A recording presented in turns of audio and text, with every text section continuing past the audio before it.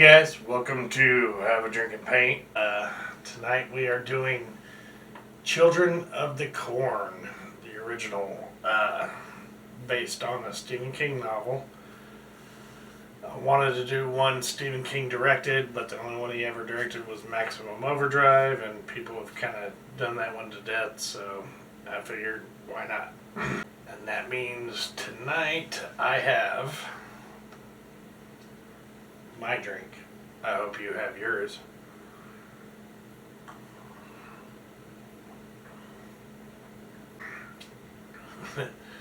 Movie starts out with a pretty gruesome incident. A bunch of older teenagers, like 18, 17, 18, 19, come into a restaurant, lock the doors, and take everyone out above the age of 19. They do that all over town, and it's kind of brutal. Sure.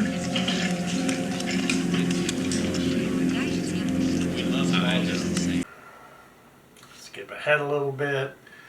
You find out there's this girl who draws things, and she has the sight, so she can see things without seeing them and draw them. Not really in the future, but as it happens, I guess. Whatever. Anyways, it makes no consequence of the movie in the slightest. Her and her brother, I'm guessing they're around 10 or so. They have music, and she is drawing, which is forbidden. Cuts away, goes to get past that part, and you're left with Linda Hamilton, which is everybody's favorite Terminator mommy. And her husband are going somewhere, can't remember where, doesn't matter.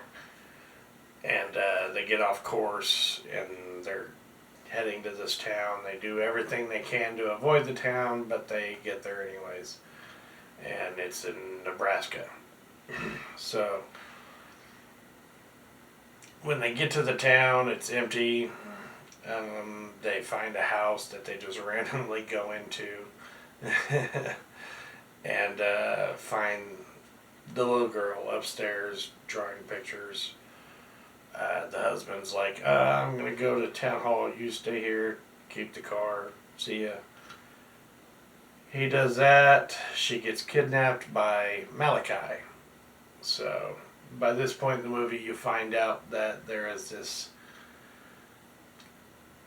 child preacher that has led all of these children to demigod, demon, Lovecraftian. It's never really defined. It's just he who walks behind the rose. And when I watched this when I was a kid, I was thinking rose as a flower. It's rose, R-O-W-S. So it's the rose of corn. So, yeah. Anyways. So he who walks behind the rose talks to this Isaac kid and gives them commandments and tells them what to do. Isaac relays those messages to the kids. Malachi is one of the older and most brutal enders of life, I guess. So he's like his second command, sort of. So they go through. The guy ends up getting attacked by the kids because they need to be sacrificed that evening to he who walks behind the rose. And at that point, he fights, comes across a church, one of the girls in the church just full on stabs him with like a 9-10 inch blade, like in the chest. He takes it, pulls it out, and is like, "Get away from me!" Like there's no, "Oh shit, I'm hurt" or nothing. It's just, it is what it is. And so he runs for a while, ends up hurting Malachi to get away, and the little girl's little brother, older brother, same age brother, doesn't. They look about the same age, so it's kind of weird, but whatever. Anyways, her brother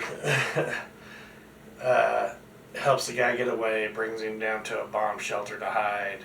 They patch him up with like gauze and tape, and he's just got this little bitty blood spot, and he's good to go. From there, they pretty much tell him the story about the kid that got everybody to follow him, and they all worship this he who walks behind the rose now. And after that, they end up showing him where his wife is being held. So there's a clearing and bonfires and stuff going on. At this point, Malachi overthrows Isaac and decides to sacrifice him to he who walks behind the rose. So there's this whole betrayal aspect of it that, yeah, doesn't make much of a difference, but I guess it does. I don't know. So anyways, he who walks behind the rose at this point is just like a trimmer. Like he's coming through the dirt after people, and you just see the dirt move, like on trimmers when the worms move. So there's that.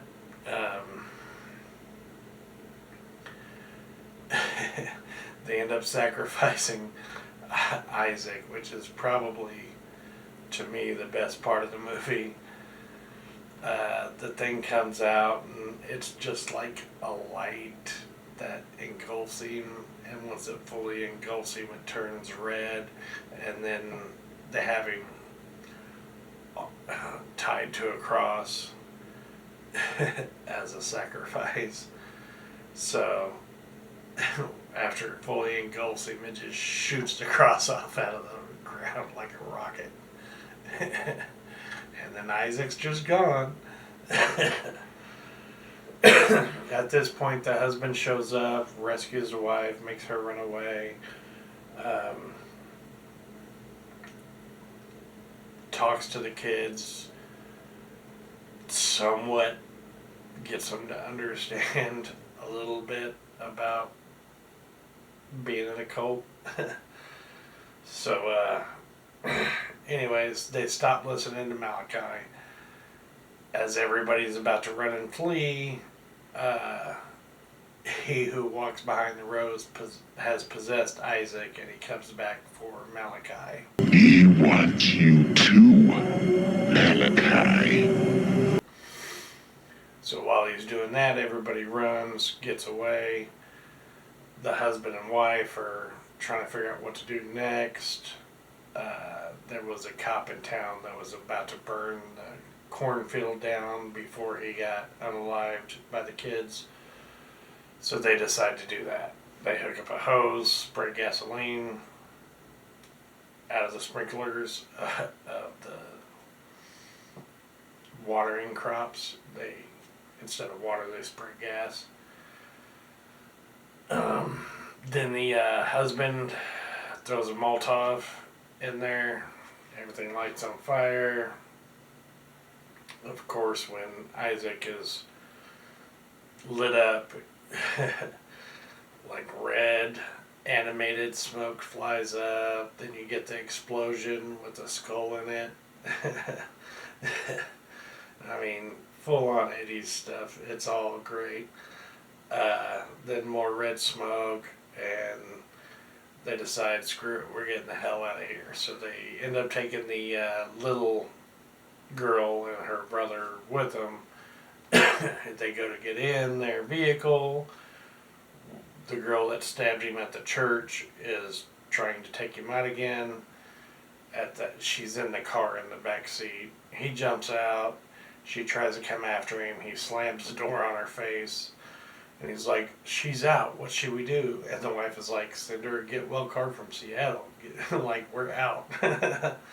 And that's pretty much the end of the movie. So there's really not a whole lot of subplots, anything. Like I said, when the cross just shoots up out of the ground like a rocket with Isaac in it was probably one of the best and worst scenes.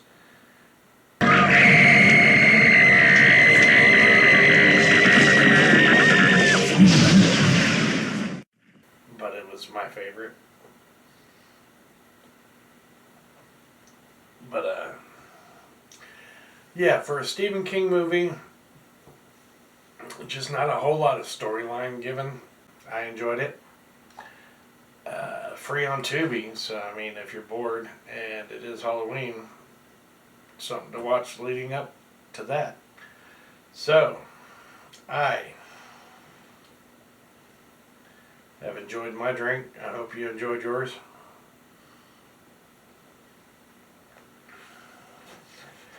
And we'll see you next time. Have a drink of paint. Thanks for watching.